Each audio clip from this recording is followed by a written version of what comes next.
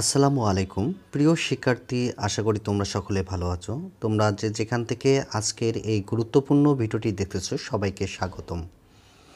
আজকে আমি তোমাদের সরকারি স্কুল এবং বেসরকারি স্কুলে যে ভর্তি শুরু হয়েছে তার কিছু নির্দেশনা এবং কিভাবে ভর্তি চলমান থাকবে এবং কত তারিখে শেষ হবে, কিভাবে কোন শ্রেণীতে ভর্তি হবে, কিন্তু মনে রাখতে হবে যে তোমাদের একই শিফটে দুইবার আবেদন করা যাবে না, তাহলে তোমাদের যে আবেদনটি করছো সেটি বাতিল হবে।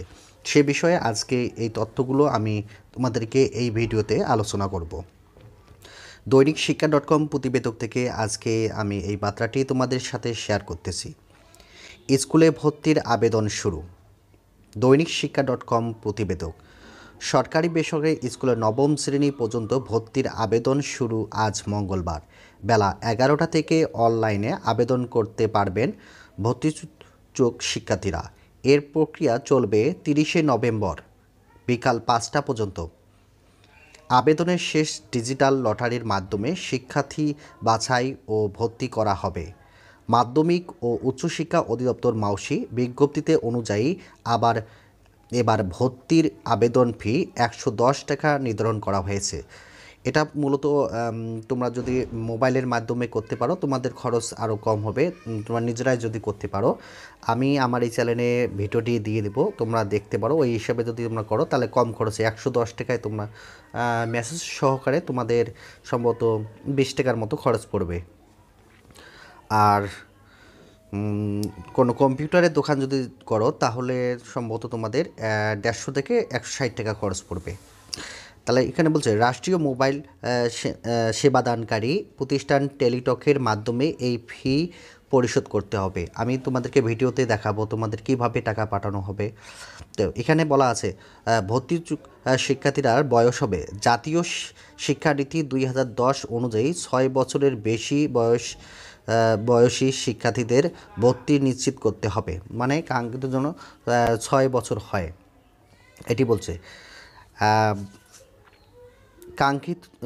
কাঙ্ক্ষিত শিক্ষাবর্ষে 1 জানুয়ারি তারিখ শিক্ষার্থীরা সর্বনিম্ন বয়স 5 বছর, সর্বনিম্ন বয়স হতে হবে 5 বছর, এবং 31শে ডিসেম্বর তারিখ সর্বোচ্চ হচ্ছে 7 বছর পর্যন্ত হবে।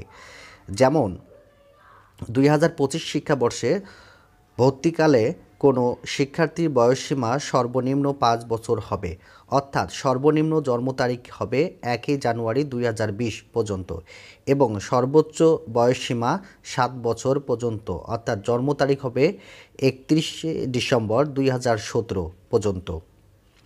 পরবর্তী শ্রেণীতে বয়স নির্ধারণের বিষয়টি প্রথম শ্রেণীতে ভর্তি হওয়া শিক্ষার্থীদের ক্ষেত্রে ধারাবাহিকভাবে প্রযোজ্য হবে। শিক্ষার্থীরা বয়স নির্ধারণের জন্য ভর্তির আবেদন ফরমের সঙ্গে অনলাইনের জন্ম নিবন্ধন সনদের সত্যায়িত কপি জমা দিতে হবে। বিশেষ চাহিদা সম্পন্ন শিক্ষার্থীদের বয়স নির্ধারণে সর্বোচ্চ 5 বছরের অতিরিক্ত সুবিধা দেওয়া যাবে। সর্বোচ্চ 5টি স্কুল পর্যন্ত ক্রমে দেওয়া যাবে। অনলাইন আবেদনের ক্ষেত্রে একজন শিক্ষার্থী পছন্দের ক্রমানুসারে সর্বোচ্চ 5টি বিদ্যালয়ের নাম দিতে পারবে। এটা হচ্ছে বেসরকারি স্কুল। তবে ডাবল শিফট স্কুল উভয় শিফট পর্যন্ত করলে দুটি বিদ্যালয় পছন্দক্রম সম্পাদন হয়েছে বলে বিবেচিত হবে। অন্যদিকে সরকারি বেসরকারি কোনো স্কুল একটি শ্রেণীর কোনো শাখাতে 55 জনের বেশি শিক্ষার্থী ভর্তি করা যাবে না। এটা হচ্ছে স্কুল শিক্ষকদের নির্দেশ। 55 জনের উপরে শিক্ষার্থী নেওয়া যাবে না। বিদ্যালয়ে অনলাইন ভর্তির আবেদন প্রক্রিয়া আরও স্বচ্ছতা আনার লক্ষ্যে ভর্তির জন্য শিক্ষার্থীরা পছন্দের শিক্ষা প্রতিষ্ঠানগুলো থেকে যে কোনো একটি শিক্ষা প্রতিষ্ঠান চূড়ান্ত করে নিশ্চিত করতে হবে। বিষয়টি সফটওয়্যারের অন্তর্ভুক্ত থাকবে। এখানে বলা হচ্ছে ক্যাচমেন্ট, মানে হচ্ছে যে স্কুল আছে সেই স্কুলের এরিয়া, সেখানে 40% তাদের ক্যাচমেন্ট হিসেবে থাকবে। ক্যাচমেন্ট এরিয়া ঢাকা মহানগর শিক্ষা প্রতিষ্ঠানের প্রধানরা প্রতিষ্ঠান সংলগ্ন সর্বোচ্চ তিনটি থাকে ক্যাচমেন্ট এরিয়া হিসাবে নির্ধারণ করতে পারবে। ক্যাচমেন্ট এরিয়া থেকে শূন্য আসনে 40% শিক্ষার্থী নেওয়া হবে। ক্যাচমেন্ট এরিয়া এ কোঠা সুবিধা পেতে অনলাইনের আবেদনের সময় শিক্ষার্থীদের অবশ্যই ক্যাচমেন্ট এরিয়া নির্বাচন করতে হবে।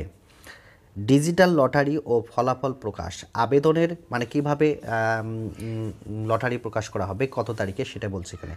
আবেদনের প্রক্রিয়া শেষে ডিজিটাল লটারি অনুষ্ঠিত হবে। এরপর লটারির ফল প্রকাশ করা হবে। মাউসির সভার সিদ্ধান্ত অনুযায়ী আনুষ্ঠানিকভাবে লটারির সম্ভাব্য দিন ঠিক করা হয়েছে 10ই ডিসেম্বর লটারির ফলাফল প্রকাশ করা হবে, এটা সম্ভাব্য ডেট।